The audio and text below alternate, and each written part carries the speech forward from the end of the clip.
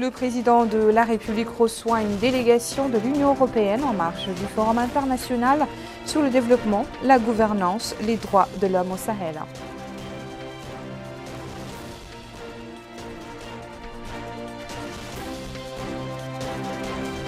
Et toujours dans ce cadre, Mohamed Cheikh El Ghazouani préside le 10 Forum au Palais des Congrès.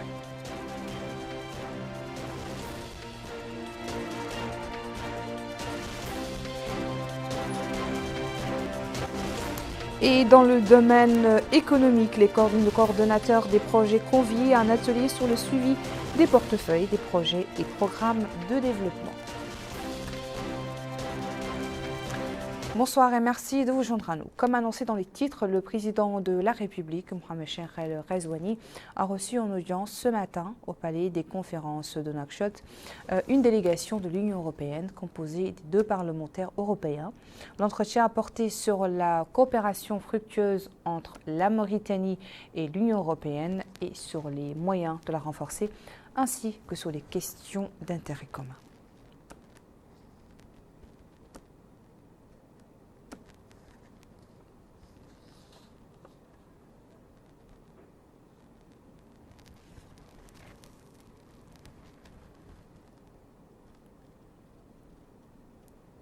Nous restons au Palais des Congrès. Vous le savez sans doute, c'est dans cet édifice que le président de la République a présidé ce matin le coup d'envoi des travaux du Forum international qui permettra à un partenaire d'experts et de chercheurs venus de divers horizons de réfléchir sur les besoins et réalités vécues sur les populations du Sahel, ainsi que sur le rôle de l'Union européenne et des partenaires internationaux. Nous suivons le compte-rendu de Malika Negli sur la cérémonie d'ouverture de ce forum. C'est sur une ovation d'applaudissements que le président de la République, M. Mohamed Cheikh El Ghazouani, a été accueilli à l'ouverture de ce forum international dont le thème est développement, gouvernance et droits humains pour la sécurité des populations du Sahel. La tenue de ce colloque international n'est pas fortuite du fait de la position géostratégique dont jouit la Mauritanie au niveau régional, continental et mondial en tant que pays à consulter dans les diverses questions liées à la région du Sahel et aux problèmes du continent en général. Le haut patronage du président de la République à cette rencontre dénote de la volonté ferme du gouvernement mauritanien à participer à la mise en place d'une stratégie de développement et de sécurité dans la région du Sahel, un espace en pleine turbulence et qui fait face à de nombreux défis. 2 jours durant, les participants suivront de nombreuses conférences et présentations sur les défis sécuritaires et les phénomènes de violence et de criminalité dans la région du Sahel, sur la gouvernance et la décentralisation dans cette région et sur la réalité de l'environnement, du développement, les ressources et les conflits en son sein. La présidente de la région de Nouakchott, Mme Fatimatou Mouta Abdelmalek, a expliqué que ce colloque international pour l'Afrique et l'Europe sur la région du Sahel vise à concentrer les efforts sur les priorités qui contribueront à la stabilité et à la sécurité de la région du Sahel. Elle a ajouté que le rythme croissant de la violence dans la région du Sahel et l'instabilité politique et sociale soulèvent des questions sur l'efficacité des politiques adoptées par ces pays pour sortir des crises qu'ils traversent. Des crises que de nombreux experts attribuent aux échecs, à l'exclusion ou à la limitation du rôle des électeurs et à leur non-implication dans les étapes de diagnostic, de l'élaboration des politiques et interventions.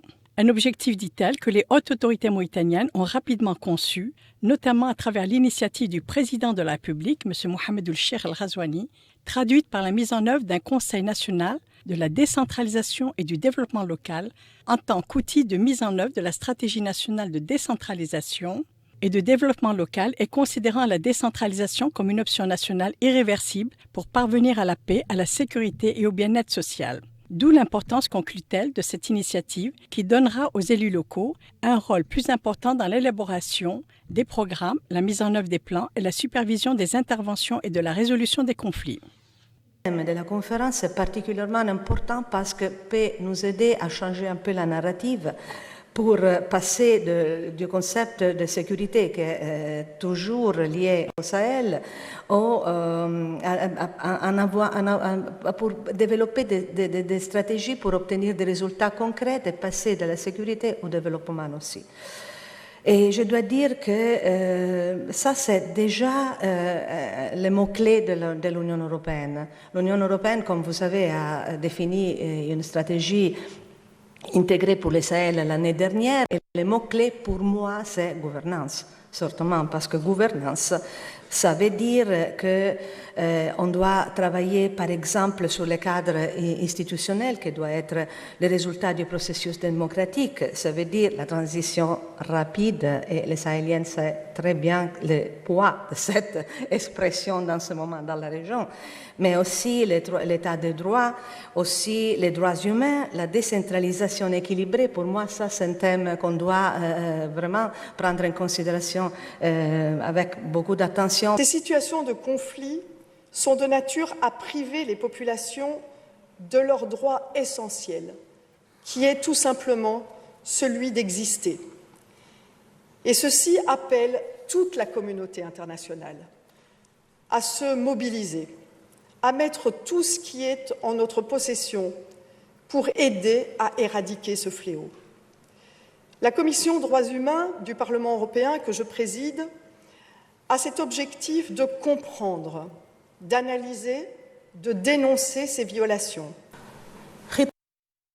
Le ministre des Affaires étrangères, de la coopération et des Mauritaniens à l'extérieur, M. Mohamed Salem Ould Merzoug, a déclaré que l'organisation d'un colloque international sur le développement, la gouvernance et les droits humains au Sahel permettra de tirer des conclusions objectives sur les enjeux de fond de la sous-région, ainsi que sur les perspectives et les limites du soutien espéré de l'Union européenne et des partenaires internationaux. Il a ajouté que grâce à la connaissance perspicace et riche des experts participant à ce forum et à leur prise de conscience profonde de la particularité du contexte actuel, il sera possible d'élaborer des recommandations pratiques concrètes pour guider les décideurs, y compris les dirigeants africains et les partenaires internationaux, ayant en premier lieu l'Union européenne, dans la restauration de la stabilité dans la région du Sahel et la pose des bases du développement durable. M. Mohamed Salem Ould Merzoug a indiqué que l'organisation de ce colloque ne relève pas du hasard. Il vient juste après la tenue à Bruxelles de la 15e édition des Journées européennes du développement sous le thème Global Gateway. Construire des partenariats durables pour un monde connecté, qui a promis de consacrer 150 milliards d'euros à l'investissement en Afrique et qui a vu la participation active du président de la République, M. Mohamed Ould Cheikh El Ghazouani, consacrant ainsi la position essentielle de la Mauritanie dans le cadre des échanges avec l'Union européenne, a-t-il fait remarquer. Cette participation, poursuit-il, a été l'occasion pour le président de la République de rappeler que le Global Gateway traduit une remarquable convergence des priorités entre la Mauritanie et l'Union européenne, lesquelles ont toujours été unies par des relations de coopération fortes, diversifiées, saines et constructives que cimentent le partage des valeurs communes et l'excellence des relations bilatérales. Elle a démontré également l'intérêt que portent les partenaires européens aux efforts consentis par la Mauritanie pour la consolidation de l'ancrage de l'état de droit, des libertés individuelles et collectives, de la bonne gouvernance pour l'amélioration des conditions de vie, de santé des populations et dans les domaines de l'éducation, de la lutte contre la pauvreté, la marginalisation et la précarité. Aussi, dit-il, le rôle crucial joué par la Mauritanie dans la promotion et le maintien de la paix, de la sécurité et de la stabilité au Sahel a été également vivement salué par les partenaires. Le ministre a par ailleurs précisé que ce colloque se tient dans un contexte complexe, non seulement au niveau sahélien, mais aussi au niveau africain et international. Au niveau continental, explique-t-il, l'Afrique a connu ces derniers temps une recrudescence sans précédent d'activités terroristes, engendrant une augmentation rapide des victimes parmi les civils innocents, y compris des morts, des blessés et des déplacés. Il va sans dire que les répercussions économiques et sociales de cette situation désastreuse vont au-delà de l'obstruction de toute voie au développement pour créer les conditions propices à la production du terrorisme, de l'extrémisme violent, des conflits ethniques et du crime organisé.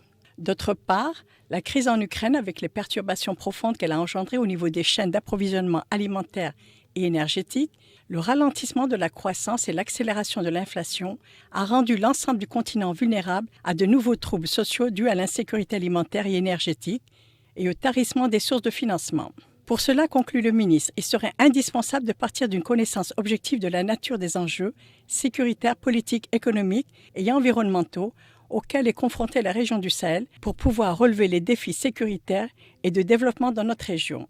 Au terme de son discours, le ministre s'est dit réjoui de la présence active des représentants de l'Union européenne pour le Sahel, de la sous-commission des droits de l'homme au Parlement européen, des experts et spécialistes issus du monde universitaire, de la société civile pour leur participation à cet important forum.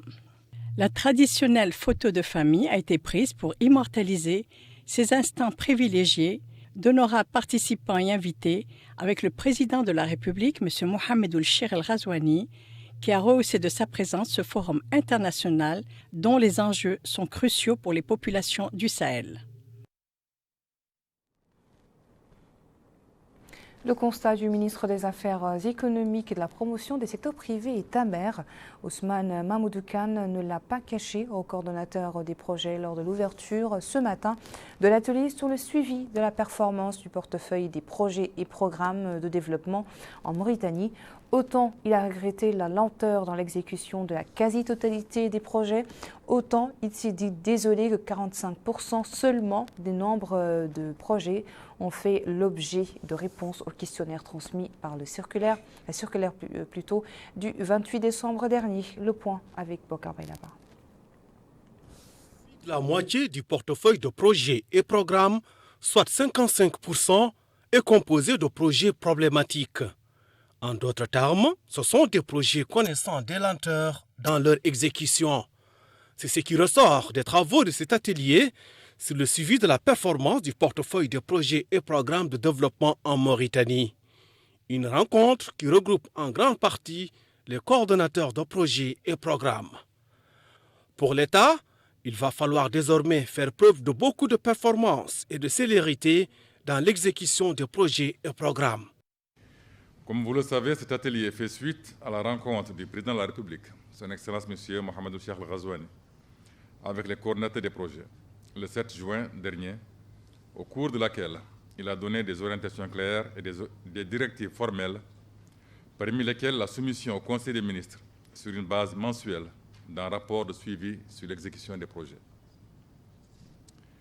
L'objectif principal du présent atelier est donc de convenir des voies et moyens pour appliquer ces directives en vue de permettre un suivi rapproché et une réactivité rapide afin d'identifier à temps les raisons des retards d'exécution des projets, de situer les responsabilités et d'apporter les solutions correctives idoines. Ce suivi permettra aussi de distinguer et de saluer les projets et programmes qui s'exécutent à la satisfaction des différentes parties prenantes.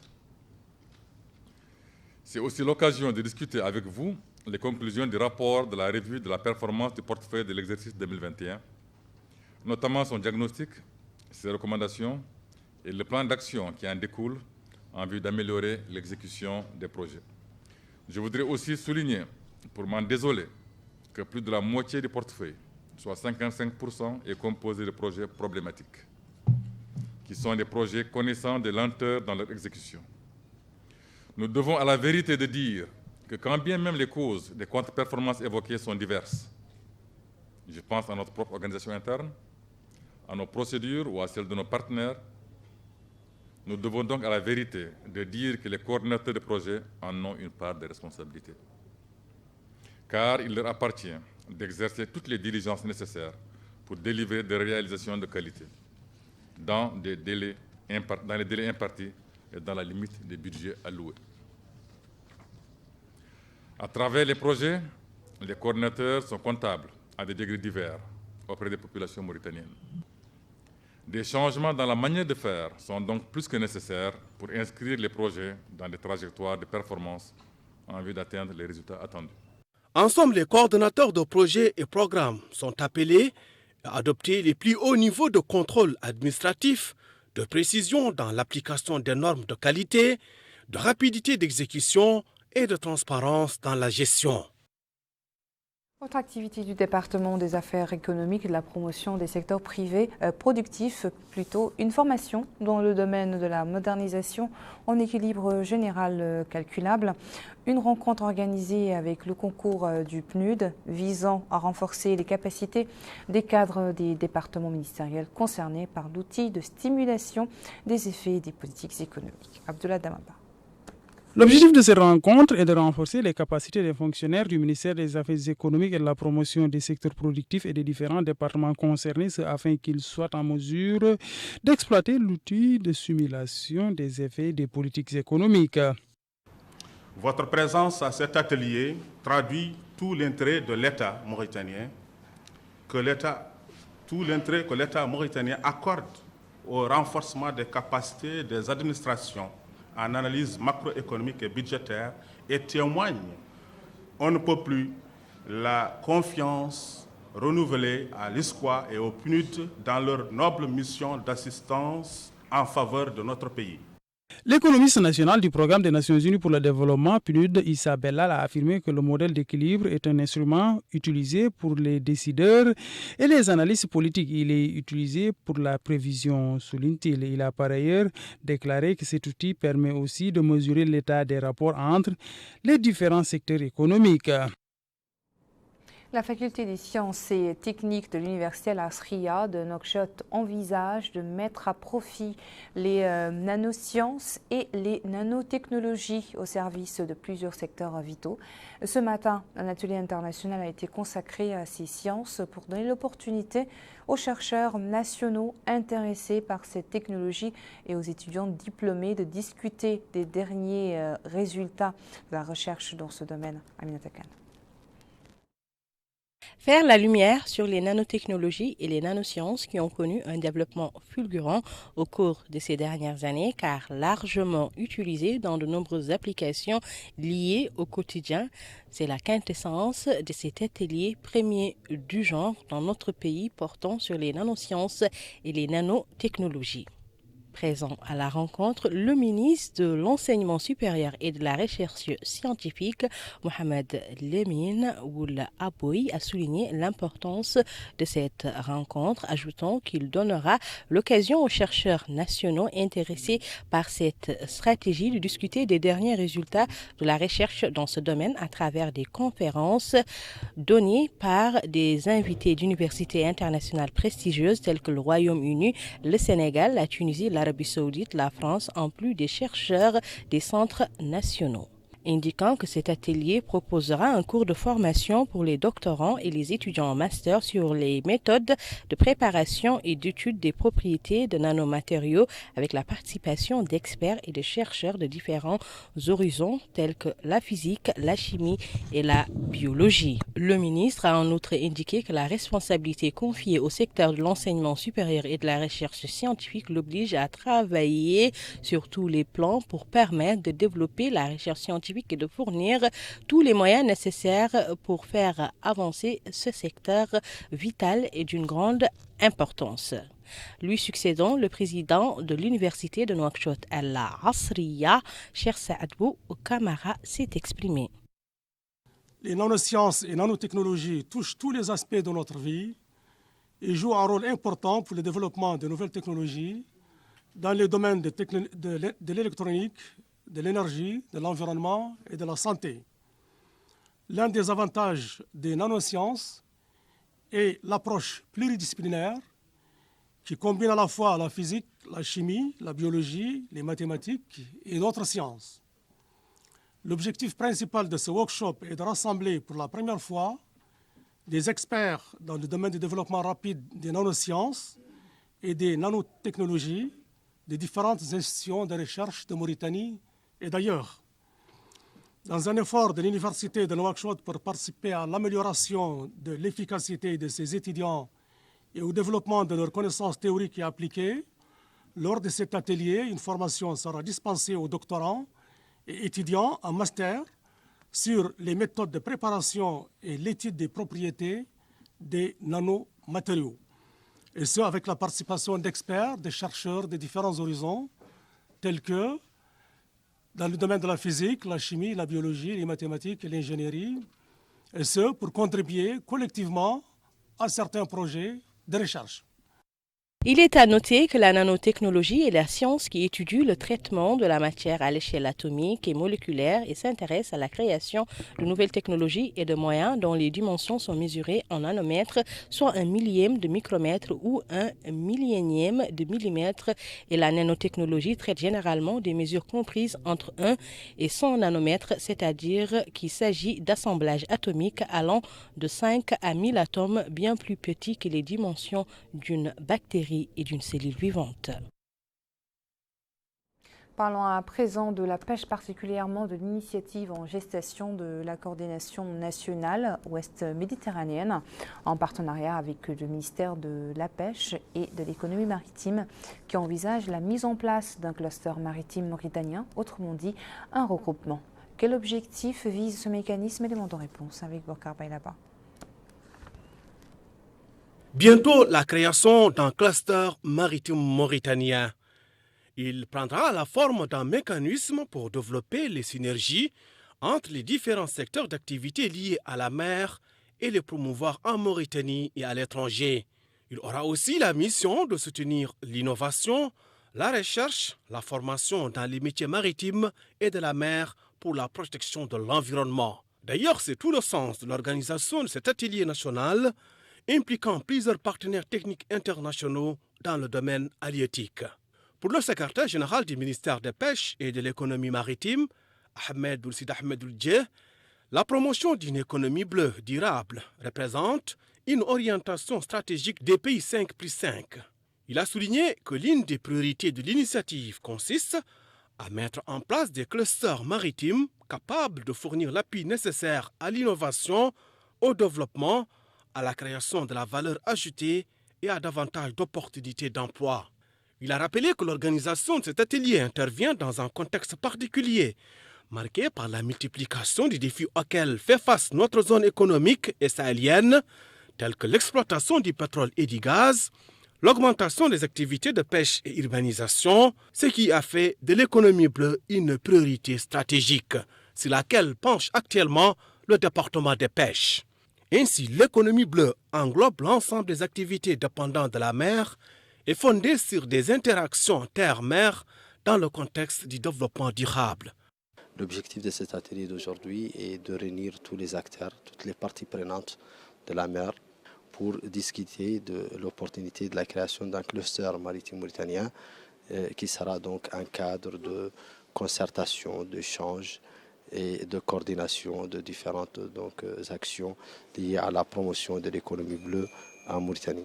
Deux recommandations seront émises et envie de promouvoir l'économie bleue en Mauritanie, qui est un concept nouveau au niveau international. Pour rappel, l'initiative EstMed est le résultat d'années de dialogue entre 10 pays de la région de la Méditerranée occidentale impliqués dans le dialogue 5+5. 5 États membres de l'Union européenne, France, Italie, Portugal, Espagne et Malte, et 5 partenaires maghrébins, Mauritanie, Maroc, Algérie, Tunisie et Libye. Ces pays sont désireux de travailler ensemble sur leurs intérêts communs pour la région, accroître la sûreté et la sécurité maritime, promouvoir une croissance bleue et des emplois durables et préserver les écosystèmes et la biodiversité. Vulgariser le savoir parmi les jeunes et l'échange avec les pays arabes sur la problématique de la migration. Tel est le sujet d'une conférence organisée ce jour par le Centre mauritanien pour les études et les recherches juridiques, économiques et sociales en collaboration avec le réseau international pour l'étude des sociétés. Abdullah Demaba nous en dit plus. Ce colloque vise à diffuser la connaissance parmi les jeunes et favoriser les échanges entre les pays arabes afin de lutter contre certains phénomènes dont l'immigration. Il est organisé par le Centre mauritanien des études et recherches juridiques en collaboration avec le réseau international des études des sociétés arabes. Le thème de cette conférence est la jeunesse, identité et migration. Le secrétaire général du ministère de l'Enseignement supérieur et de la Recherche scientifique, Moulay Ibrahim, a souligné l'importance du thème choisi pour ce colloque au vu de l'impact économique du phénomène de la migration. C'est dans ce cadre, dit-il, que des politiques et programmes ont été mis en œuvre pour évoquer les différents aspects de la thématique en question.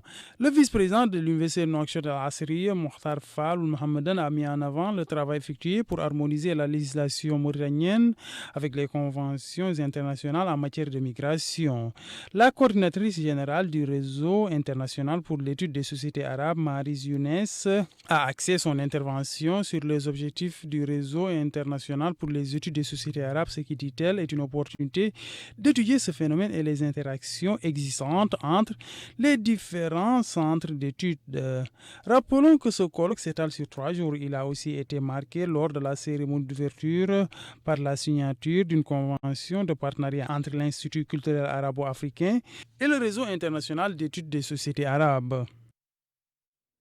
L'actualité est marquée en Adrar par les aléas des récentes pluies, notamment les mares et marécages d'eau, qui représentent un réel danger pour les enfants.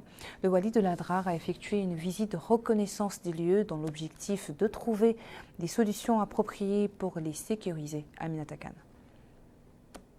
De la wilaya de l'Adrar, Jack Abdar Razak a visité aujourd'hui les mares d'eau qui se sont formées au niveau de certaines périphéries de la ville d'Adrar après les dernières pluies qui se sont abattues sur la wilaya de l'Adrar.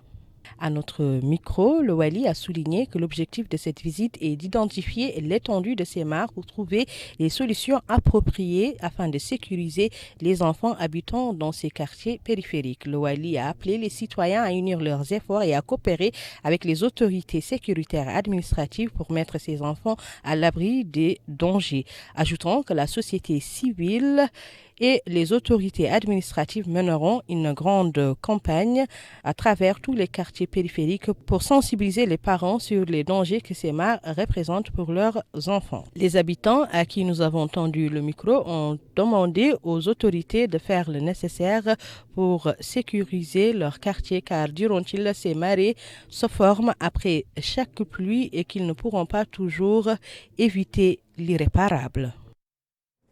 On referme ce journal par cette formation qui a démarré aujourd'hui à Kahidi sur le développement des filières maraîchères, organisée au profit des bénéficiaires du programme Mon projet, mon avenir, au niveau de certaines wilayas de la vallée du fleuve ainsi que de Nouakchott.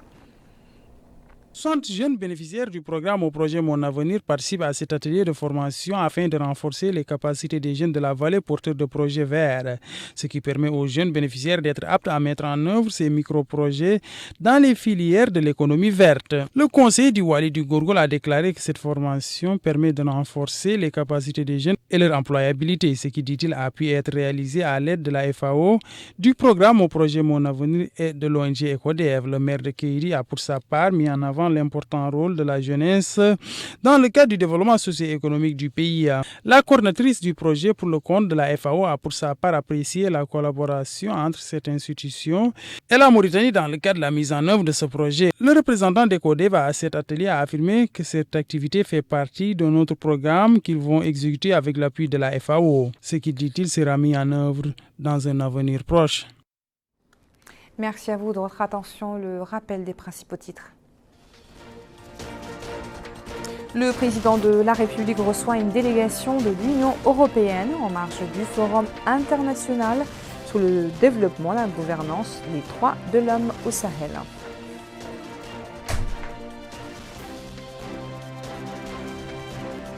Le président de la République, Mohamed Cheikhel Ghazouani, préside le dit Forum au Palais des Congrès.